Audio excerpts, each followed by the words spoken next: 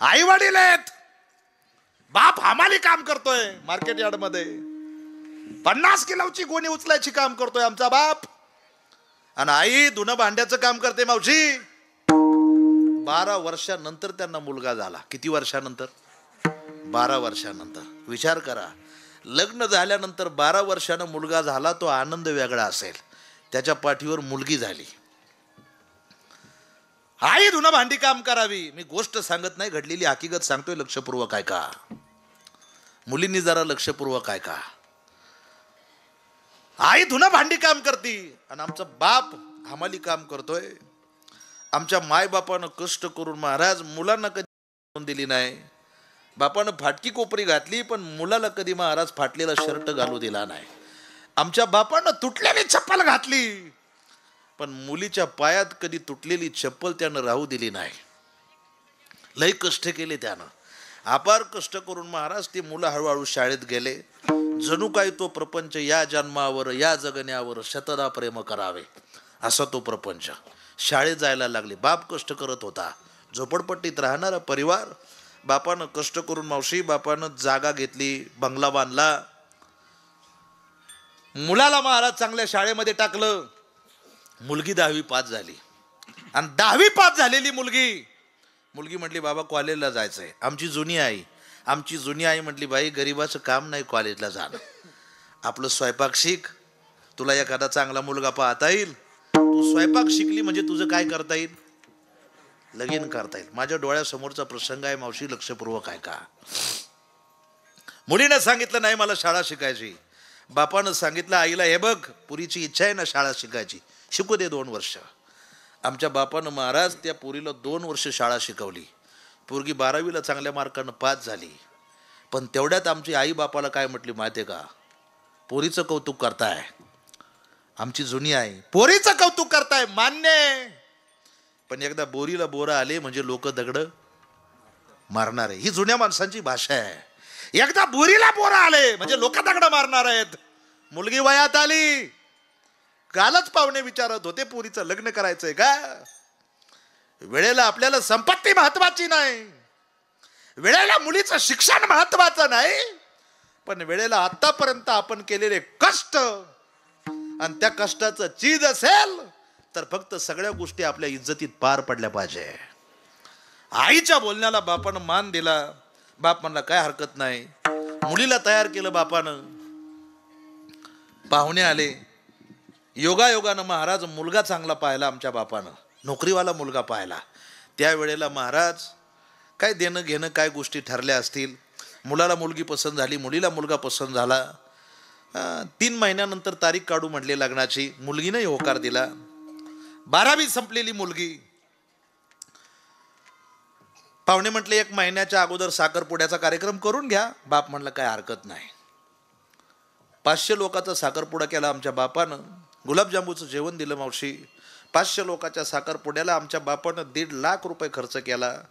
1.5 लाख रुपये त्यांना आणले कुठून मावशी? स्वतःच्या बायकोचं मंगळसूत्र गहाण टाकलं, स्वतःचे दागदागिने गहाण टाकले. 1.5 लाख रुपये खर्च केला आणि स्वतःच्या मुलीचा साखरपुडा केला.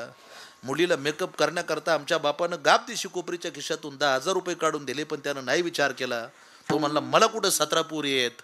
मुलींनो लक्षपूर्वक ऐका, मला कुठं 17 पोरी आहेत? एकुलती एकच आहे.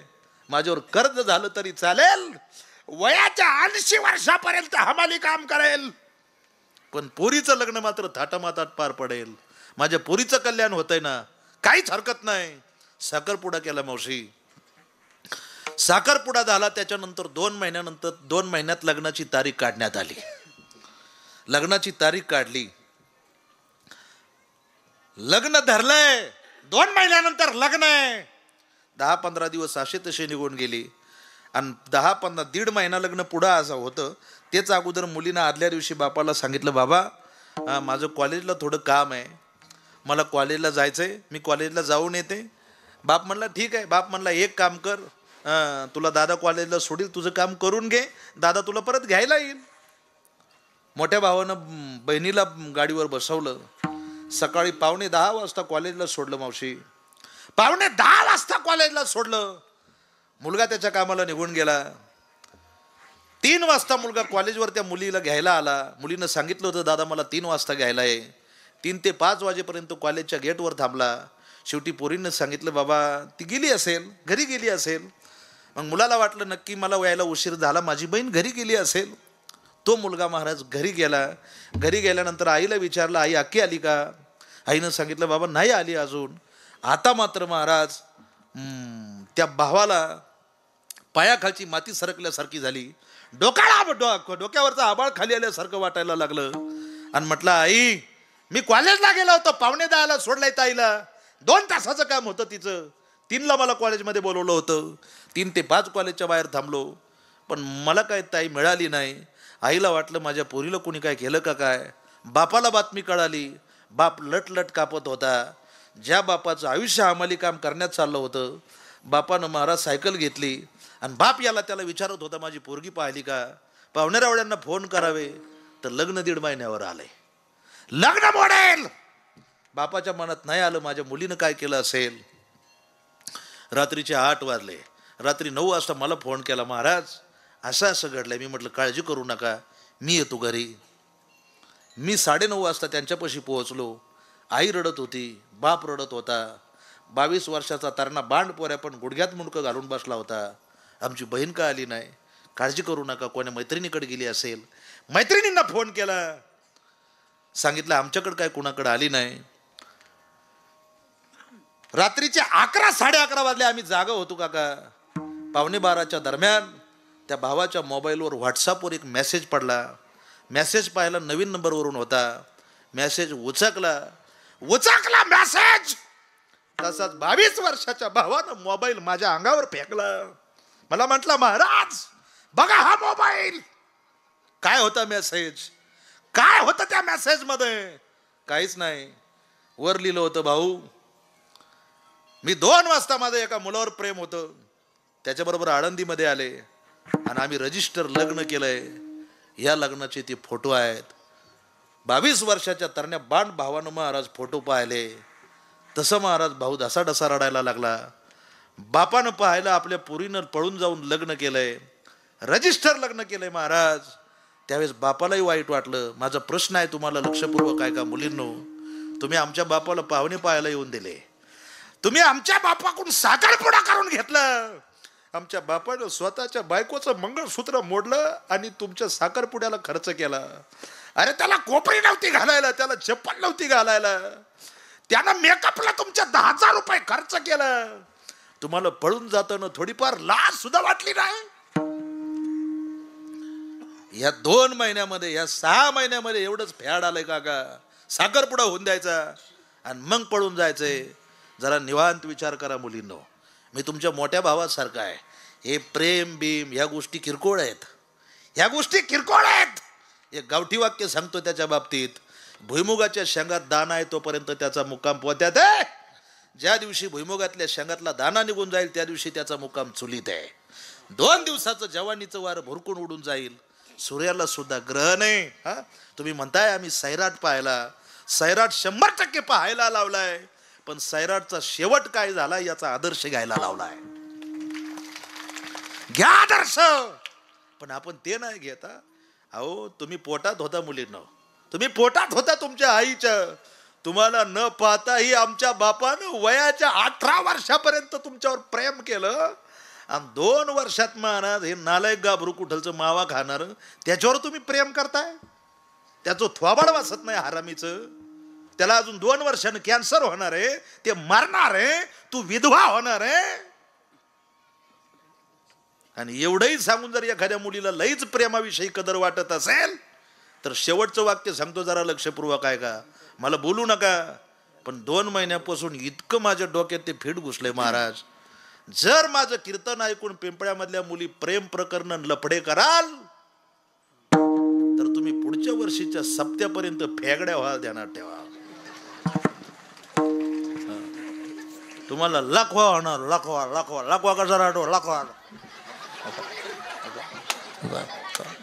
सगळं कराटा डोकं हाताता घालेनला टांगा ना वंडीना टाळानं. हा विनोद नाही, हा विनोद नाही. एक निवांत विचार करा. आजी ह्या आमच्या पुढे बसलेल्या महिला, खरं सांगा तुम्ही पोरांना काही कमी केलंय का मावशी? पोला काही कमी केलंय का? पोरीला काही कमी केलंय का? नाही. तीच पोरगी जर साखरपुडा झाल्यावर तुम्हाला न विचारता पळून जात असेल तर आयुष्यामध्ये आमच्या आईनं बी काय पाप केलंय, आमच्या बापानंही काय पाप केलंय? महाराज आज 15 दिवस झाली, महाराज आज 15 दिवस झाली, परवा दिवशी 13वा झाला त्या आई बापाचा. मुलगी पळून गेली साखरपुड्यानंतर, म्हणून त्याच आईनं विहिरीमध्ये उडी मारली आणि आमच्या बापानं गळ्याला फास लावून घेतला. महाराज हा विनोद नाही.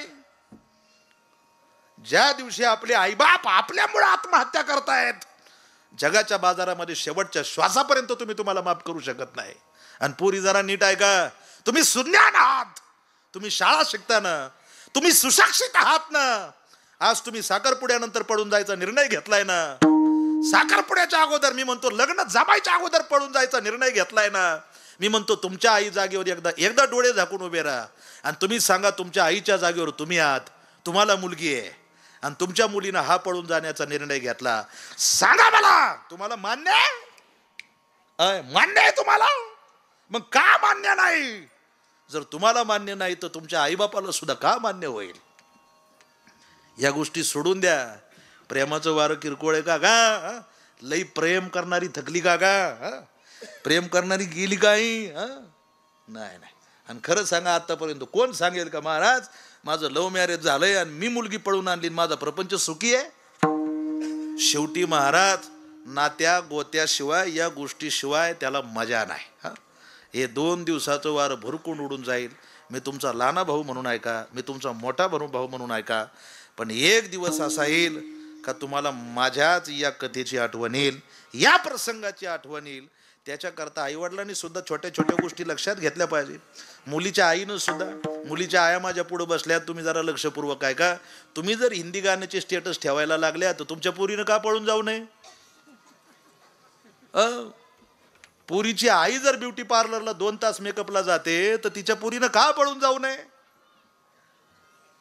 तुम्ही तुमच्या वयात आलेल्या मुली देखत तुमच्या नवऱ्याचा अपमान करताय, तिनं का बापाला घाबरावं? मुलगा 12वीला आहे आणि मुलगी 10वीला आहे. वयात आलेल्या मुला देखत आणि वयात आलेल्या मुली देखत तुम्ही जर तुमच्या नवऱ्याचा अपमान करत असाल तर तुमचं भविष्य धोक्यात आहे. भविष्य धोक्यात आहे तुमचं. तुम्ही सावध व्हा जरा.